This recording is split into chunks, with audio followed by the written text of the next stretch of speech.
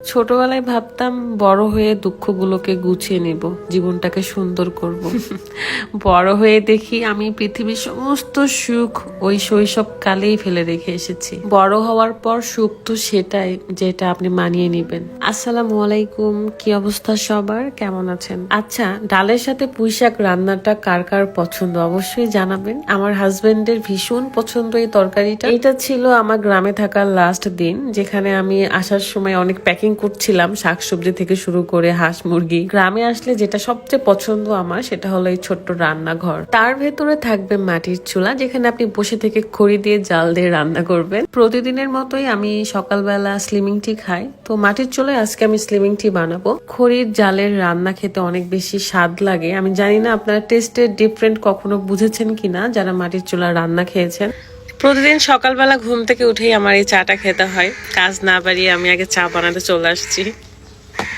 আর এটা হচ্ছে গ্রামের একটা ছোট্ট রান্নাঘর, যেখানে মাটির চুলা আছে। এখন এখানে আমি চাটা বানাবো।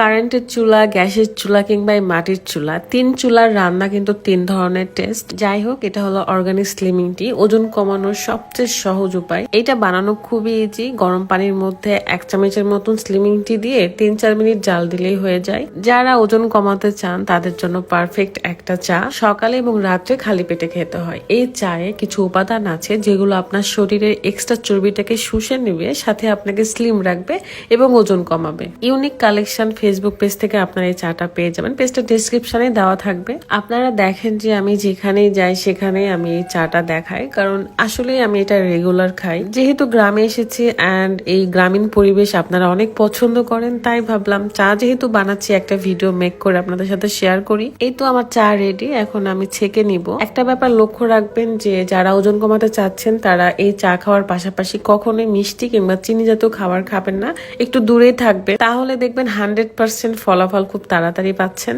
জানেন তো, মানুষের জীবনটা বড়ই অদ্ভুত। এক একটা মানুষের লাইফ স্টোরি এক এক রকম। কয়েকদিন ধরেই আমার এবং রাদের মনটা ভীষণ খারাপ। আমরা এমন এমন সিচুয়েশন পার করছি যেটা আমাদের করার কোনো কথা ছিল না। আমার জীবনটা তার জীবনটা সেম হয়ে গেল, তার কষ্টগুলো আর আমার কষ্টগুলো এক হয়ে গেল। এখন থেকে আমরা মনে করি যে আমি রাদের জন্য আর রাদ আমার জন্য, আমরা দুইজনই শুধু দুইজনের আপন এবং আমাদের সন্তান। এছাড়া বাকি সব মানুষগুলোই আমাদের পর, কারণ বাকি মানুষগুলো তো আমাদের ভালো চাইই না, কখনো চাইলে কখনো আঘাত দিতে পারতো না। এখন আঘাতে আঘাতে এতটাই শক্ত হয়ে গিয়েছি যে আর ব্যথাই পাই না। দেশের অবস্থাও ভীষণ খারাপ অ্যান্ড আমরাও খুব খারাপ সিচুয়েশন পার করছি। যাই হোক, চা খেতে খেতে আমার এই ভিডিওটা শেষ করে দিচ্ছি।